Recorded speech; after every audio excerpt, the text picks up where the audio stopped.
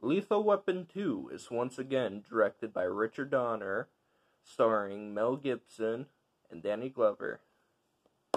So it's just Riggs and Murtaugh back at it again, but this time they're dealing with South African diamond smugglers and drug smugglers.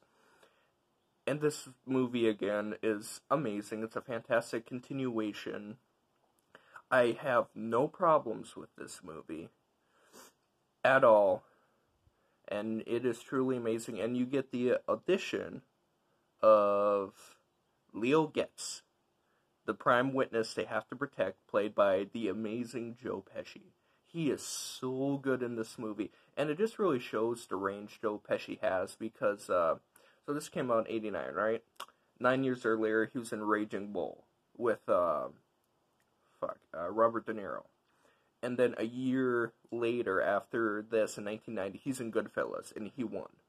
And then, so it's just the range that this guy can go from this annoying, kind of stuttering loudmouth to this loudmouth badass in Goodfellas. And he is the comic relief, but he never gets overly annoying. Like, when he does get annoying, the characters are annoyed with him, too.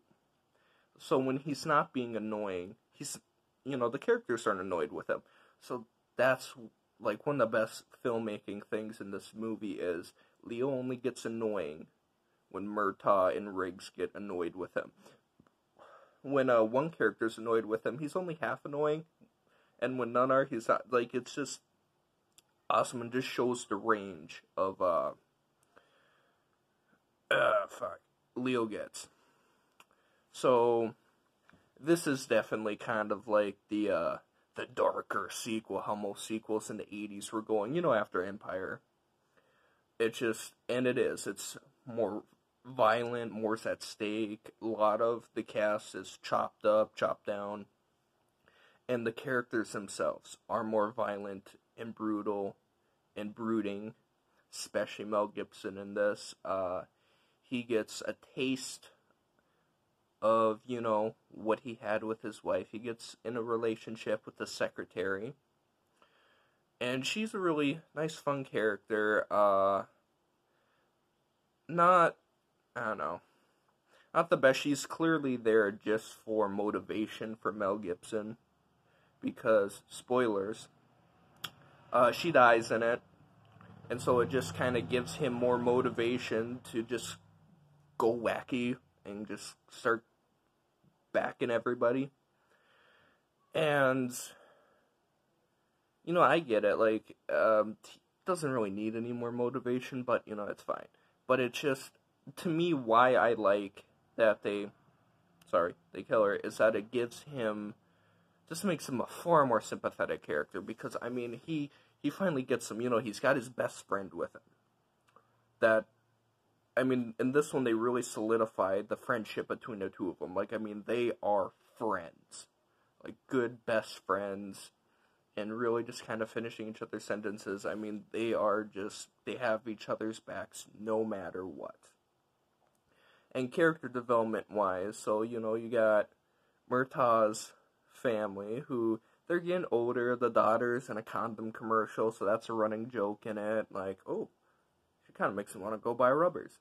And then, so, like, that's funny, and one of the most memorable characteristics of Riggs that you find in this movie is he can willingly pop his shoulder out of socket, and he can set it. And so they set that up in the beginning where, like, they bet him things like 20 or 40 bucks. He's in a straitjacket, and he snaps it, and he gets out. And so, that plays into the ending, where the bad guys throw him in the river in a straitjacket, and he pops it out, gets out, and just snapping all the necks. And to me, the music really shines in this movie. So the soundtrack is by Eric Clapton.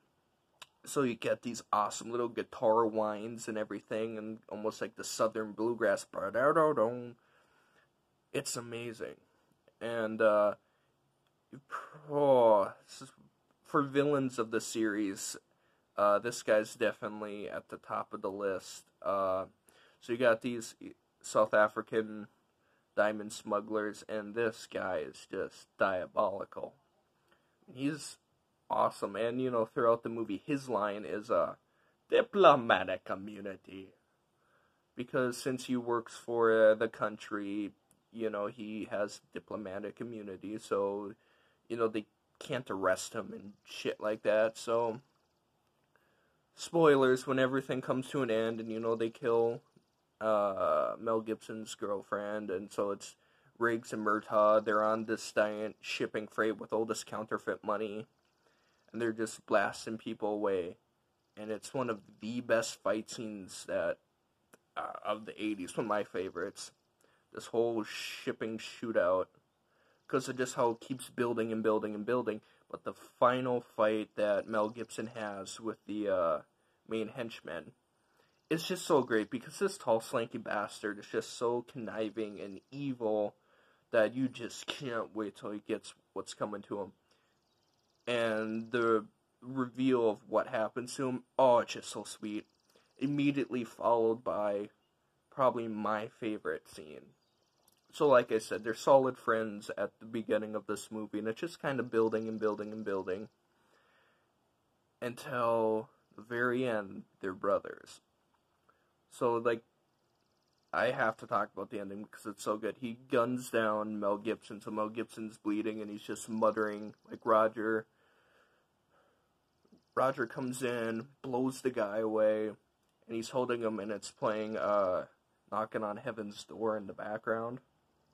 And he goes, "You die when I say you die." It's just beautiful. So, I mean, it really does, this one shows that, like, Riggs found his family. And he has, Mel Gibson, once again, has an amazing monologue with Murtaugh's wife, where he talks about this pen, this pen he has, and why he has this pen, and why he carries it around, and why it's important to him. So a solid sequel to a solid series. 5 out of 5. Check it out.